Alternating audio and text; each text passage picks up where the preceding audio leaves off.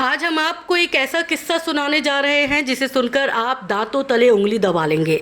जी हाँ, ये किस्सा जुड़ा है अंबानी परिवार की बहू से।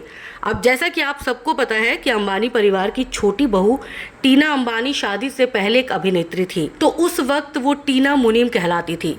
वो उस समय के सुपरस्टार राजेश खन्ना की उन दिनों प्रेमिका हुआ करती थी। लिव इन पार्टनर भी वो रह चुकी हैं। टीना मुनीम उन दिनों काका की फैन थी जब वो स्टारडम हासिल कर रहे थे। यानी टीना भी काका की उन लाखों फैंस में से एक थी जो उभरते सितारे राजेश खन्ना को बेतहाशा पसंद करती थी। जिस वक्त टीना मुनीम की एंट्री फिल्मों में हुई, उस वक्त डिम्पल के साथ काका का रिलेशन डामाडोल स्थिति में था। इसलिए जब काका और टीना मुनीम फिल्मों में एक साथ काम करने लगे तो दोनों के बीच नज़दीकियां बढ़ने लगी। दोनों एक दूसरे को पसंद करने लगे। दोनों ने तकरीबन एक साथ 11 फिल्मों में काम किया है। टीना मुनीम और काका के अफेयर की खबरें जब डिम्पल कपाड़िया को पता चली तो वो बेहद नाराज़ हो गई।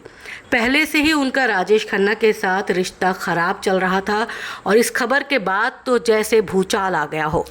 डिम्पल ने काका का बंगला छोड़ दिया।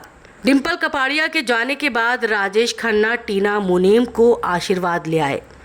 काका ने एक दफ़ा एक इंटरव्यू में ये तक कह दिया कि वो और टीना एक ही टूथब्रश इस्तेमाल करते हैं।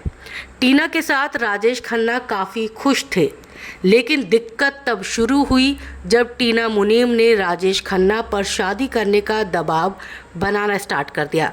राजेश खन्ना शादी करने में आनाकानी करने लगे।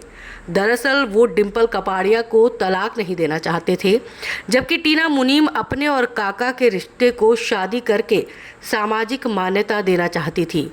लेकिन जब काका हर बार शादी की बात को टालने लगे तो टीना मुनीम को आभास हो गया कि वो उनसे शादी नहीं करना चाहते।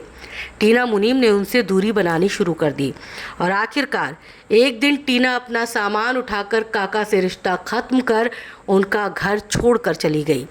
कहा जाता है कि जिस वक्त टीना राजेश खन्ना का बंगला आशीर्वाद छोड़कर जा रही थी, उस वक्त काका काफ़ी दुखी थे।